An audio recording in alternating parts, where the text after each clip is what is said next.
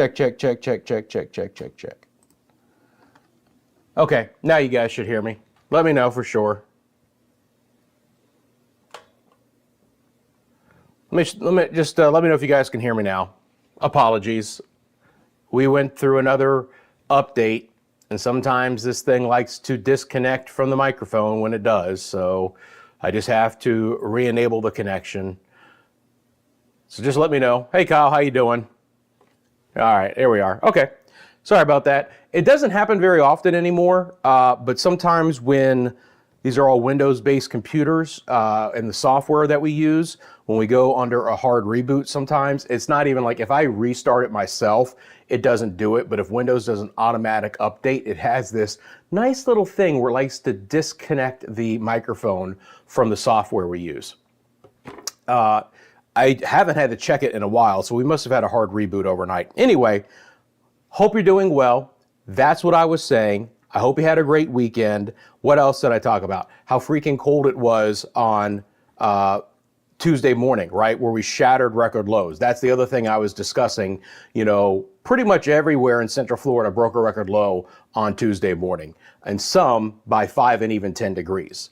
What I also was mentioning was the fact that it's been a really slow, moderating trend all week long, that these are your 7 a.m. temperatures from this morning, and they're still well into the 40s in a lot of areas, like Cross City 41, in Ocala 46, Crystal River, Inverness, Spring Hill, Hernando 45, Zephyr Hills 46. So, you know, it's still layer weather in the morning, but we've moderated. We're seeing a little bit warmer conditions in the afternoon, and, you know, we're in store for some nice conditions overall for the next few days. But you get the idea of when you get outside early in the morning, just where the temperatures are still at here. 39 was the morning low in Tallahassee this morning. When you look at the dew points, which is the graphic I saw right when you guys told me that you guys couldn't hear me, you know, the air is still very dry, relatively speaking, with dew points in the 40s and 50s. So, you know, again, even though the relative humidity is high in the morning hours, the dew point is in at 55. And then as we go through the day, of course, temperatures climb, but the air is actually dried out a bit. And so now you have a dew point in Orlando of 48 with a relative humidity of 38%. I mean, it's beautiful. Believe it or not, we are actually going to have a couple of cold fronts come in over the next 3 to 4 days. The first one, let me bring that on and take off the bring on the temperatures here. The first one is still kind of, you know, into portions of the mid-south, but as it moves through, you're not even going to notice it, right? This boundary is going to come in dry. We might see the temperatures dip a couple degrees, but the air is so dry, there's no threat for any rain out of it whatsoever. So again, good afternoon, Blue Goose. Good afternoon, Kyle. I appreciate you guys. Well, Blue Goose, we do what we got to do here, right? Simple as that. Maybe we'll switch to a different system down the road, but actually it's a pretty easy one when we have multiple computers all connected together.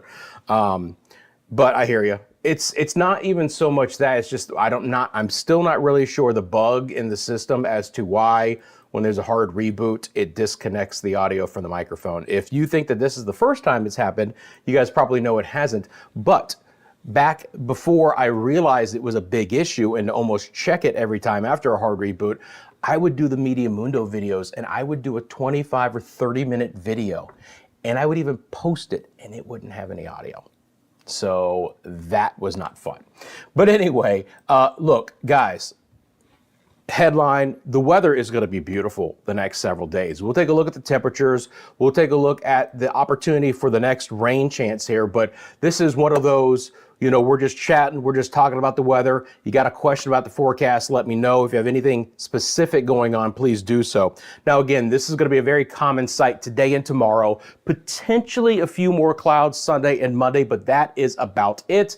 And these are your current conditions across the area. Nothing but that blue sky and winter garden as you look back from the west on the western side of Orange County. And of course, your temperatures and sky conditions scrolling at the bottom of your screen for many areas across Central Florida. It's nothing but blue sky again from the lean law cam of Winter Park. By the way, did I say, you guys didn't hear me, by the way. You guys know that CFLW, the show, is sponsored by the lean law firm, right? Their logo is right there. This is the lean law cam from Winter Park. Check them out by going to leanonmylaw.com. And again, nothing but crystal clear skies for you out there on this Friday afternoon. Nice little breeze across the lake there, Conway. But again, overall, a few clouds in the distance offshore, but even towards the I-95 corridor, skies are mostly sunny, if not completely sunny, and an absolutely fantastic attractions forecast for today, for the fireworks displays for tonight, and if you have any outdoor plans for the weekend ahead as well. It's the shot on Lake Buena Vista. Looks good to me. Appreciate it. All right, so let's talk about what's happening here. Again, at this point in time, we have a couple of fronts that are likely to move through the next few days, but we have no moisture in the atmosphere to produce any rain. So the only thing that we're actually going to appreciably see is continuing to get a bit of a swing of the winds back to the north. So let me pause this real quick. It should be about your live conditions here. And let's take a look at our surface-based winds real fast. So I'm going to bring those on. All right, so yesterday they were giving me a little bit of problems. Today they look to be fine. And I'm just going to make these a little bit bigger. So again, even right now, right, we have a north wind across most of the area. So if we look at our different METAR sites, it's a northeast wind in Spring Hill. It's an east wind there in Inverness. It's a north wind in Daytona Beach. Down in Lakeland, it's a north wind. So the air is drier coming in with that. Now you notice that the winds here at the surface are actually out of the south. It's kind of an interesting situation here. Variable winds there. Let's see, just Columbus, there's a south wind. So there's actually a bit of area of low level spin right here, right? So, or excuse me, high pressure, sorry. So you're getting the clockwise spins around that, and you're actually getting north winds to come up ahead of the next powerful cold front. And we're having a big pattern change here. Let me do another thing real quickly as well. Just gonna take this density down of the numbers so you guys can see things a little bit clearer.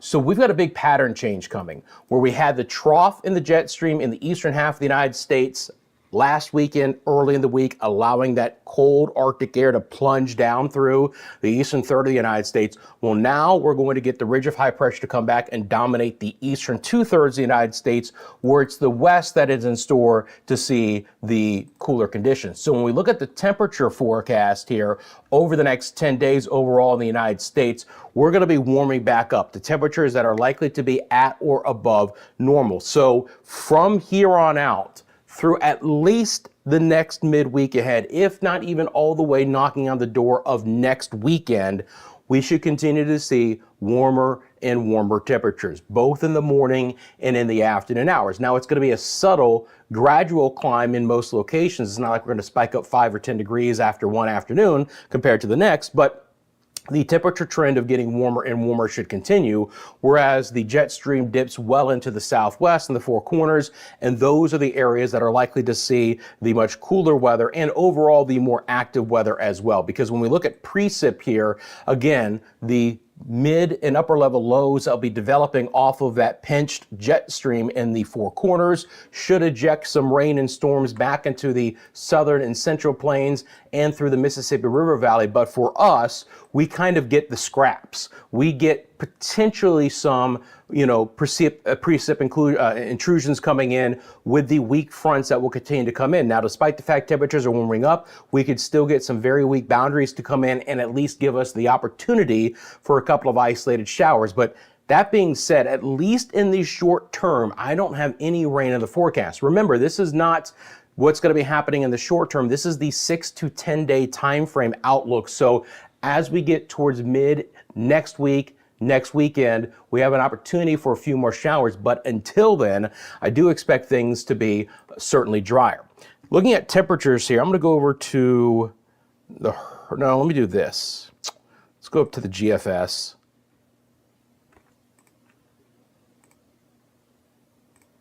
Just want to bring up our temperatures here. Loop this up over the next few days. Just want to show you kind of a pattern change that's going to be happening here. It is a lovely time of the year, man. I absolutely love it. Look, I get it. It's quiet, right? So we don't have any pressing matters in today's show, and that's going to happen from time to time. So this is a great conversation. I want to give you guys the weekend forecast and just, get you guys prepared for what I'm seeing ahead. And when we have these quieter times, First of all, I think there's about three things that everyone here is watching for. First of all, you want your local forecast, right? You want to have an idea of what's going on, and you found this channel to do that for your forecast here in Central Florida, and obviously any impactful weather when we go live. That's number one. Number two, hopefully you enjoy my presence and you're watching because you find a little bit of something that you like in me, just like my wife did. Not everything, but she finds bits and scraps here and there, and I appreciate that. That's number two. And number three, you probably overall have a little bit more affinity and desire to understand weather in general. So when things are quieter here, we can talk about some of the overall patterns and changes that I have been looking at, and ultimately how that could impact our forecast as well. So, with it being quieter, at least in the shorter term, we can talk a little bit more about the broader perspective here. Again, when you look at temperatures here over the next couple of days, you will start to see a breakdown and some cooler weather getting back into the Great Lakes in the Northeast, but we are going to be dominated by a ridge of high pressure, so we are going to stay on the warmer side, in the short term, with milder mornings eventually coming and then some warmer afternoons. We will be getting back to daytime highs at or above 80 degrees in many locations starting midweek next week in most spots, and then certainly for everyone as we get towards the end of next week. You can see that the jet stream dips down here, and that's where all the cooler air is pulling in. But an interesting situation is developing here. It's going to be hard for me to show you guys this with the ability that I have here with the different models, but just to show you something here. So the polar vortex, really developed here, and it plunged in all of this colder air. Well, in about 10 days, okay, so about 10 days out, we're going to have a significant warming of the stratosphere here, and you're going to end up getting a huge temperature anomaly on the warmer side in the western and southwestern sides of Canada. This can spark, and it's down the road, so we just have to kind of see how this ends up playing out, but this can spark some very volatile weather. When you have that kind of warming into the stratosphere, higher areas of the atmosphere, not at the surface, about I think it's about 10, 12 miles up. So there is an opportunity that potentially towards the end of November and early December, we start to see some really active weather being produced out of this in the southwestern sides of Canada, northwest sides of the US, and how, that plays out into the lower 48. Now, this happens every so often. It's not a new thing, but each and every time it has brought different kinds of weather patterns. My point is that sometimes the weather can get volatile, but is very localized into those regions, northwest, the Pacific Northwest of the US, southwest Canada. But other times, chunks of energy can dive down into the plains, and you start to get severe weather outbreaks developing in an unusual time, but we do get some severe weather in the cool season. November, December is not out of the question. Sometimes it's February, March, but you get some, other seasonal potential outbreaks that are not just spring in the plains, but this could also drive in some active weather into our area. So that's something I'm watching overall. It's not going to likely be until the very end of November and maybe even early December, but we'll talk about it from time to time on the show. But that's just another bigger perspective, bigger picture thing that I've been watching here, that we're likely to get some extreme warming in the mid and upper levels of the atmosphere in southwest Canada. And sometimes that can really kick some volatile weather into the lower 48. St. Augustine, 71 with a 60% humidity. Goodness gracious, that's beautiful. Again, everything looking A-okay for us here. Let's get into... I just showed you guys that. Again, no big highlights for the weekend. Sometimes it happens this time of the year. So I want to get into the forecasts. And as I do so, I'm going to grab my drink. Let's first of all talk about getting outdoors. I absolutely plan on kicking my kids outdoors over the weekend and saying, get outside and enjoy this. I don't know how you can't, right? Even if you don't like cooler weather, all you got to do is wait until mid-morning. Now, again, let's be clear. There are going to be some 40s out there tomorrow morning, again, mainly in our northwest areas, but temperatures will continue to moderate, and that's going to be the trend that you see in these forecasts. For tomorrow, the attraction is Lake Buena Vista. It's a cool morning. You want a windbreaker or a light jacket. You can get rid of it by the late morning hours, and by the afternoon, we're back up to 79 for a daytime high. Again, we're likely to have a weak cold front coming through towards the end of the week or maybe even early next week, but you really won't appreciably feel it. It might drop the temperature again in the morning hours some because we'll have a north wind and cooler air comes in, but there is no moisture overhead to squeeze out any rain with this next front coming through. So it's amazing weather on Sunday. Again, upper 70s for a daytime high. We'll hit 80 on Monday in Lake Buena Vista, and the morning low comes up a bit to about 59 for the daytime high. So again, beautiful weather the next several days. The beaches look great. It'll be a little bit cooler in Clearwater Beach for afternoon highs. Morning lows will be a little bit milder. Again, a cool start even there in Clearwater Beach for your Saturday. 57 the morning low, 76 the daytime high. Back down to 75 on Sunday. Just a few clouds Sunday, Monday. I think we're going to have nothing but sunshine again tomorrow afternoon, just like we're seeing today, but still mostly sunny skies Sunday and Monday. Still mainly a bit of a northerly breeze in most spots as the overall aggregate wind, with daytime highs in the mid 70s. And again, temperatures coming up a bit in the morning. So from tomorrow morning to Monday morning in Clearwater Beach, we do climb by 6 degrees for the morning low. So you get the idea again. It's coming in moderation. Crystal River, Citrus County, my hometown, cooler start again tomorrow. Jacket weather for sure if you're heading out early. Maybe you're getting that early morning round of golf in, farmers markets, whatever you want to do, get the gardening done early. 49, so still chilly, but we have a nearly 30-degree temperature climb by the afternoon hours. We're back up to 78 for the daytime high there. Again, week boundary comes in Saturday into Sunday, might drop the daytime high by a couple degrees back to 76, but morning lows should continue to moderate. And by Monday, it will be milder there in Crystal River and Homosassa and Lecanto and Inverness and Floral City and Denellen as well, with temperatures there back to 78 for the afternoon high and that morning low back up to 58. So you climb by 9 degrees in Crystal River from the morning low tomorrow until Monday afternoon.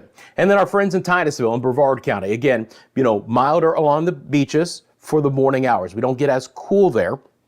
So morning lows will be in the low 60s, upper 50s. You can see the effects of the weak front Saturday night and the Sunday. 62 the morning low tomorrow, but actually back down to 59 as the air gets a little bit drier into Sunday morning, and daytime highs that will stay in the upper 70s. Sunny and mild.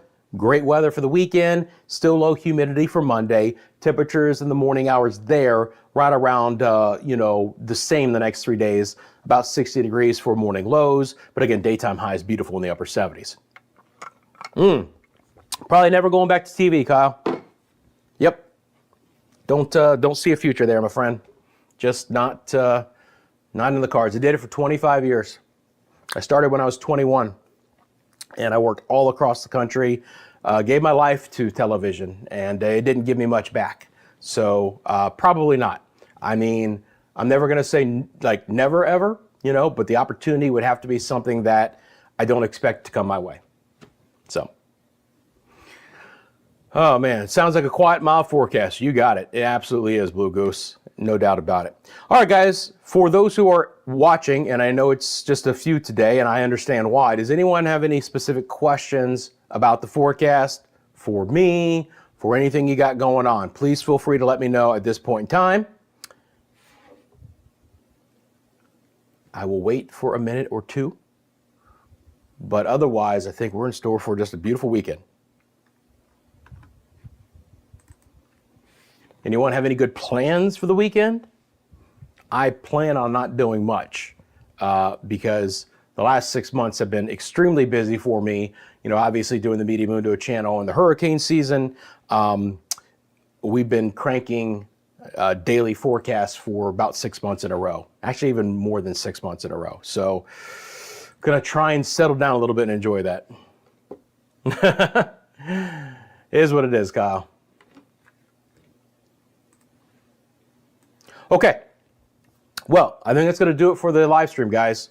Hang on a second. I realized that I never got off of this Titusville graphic.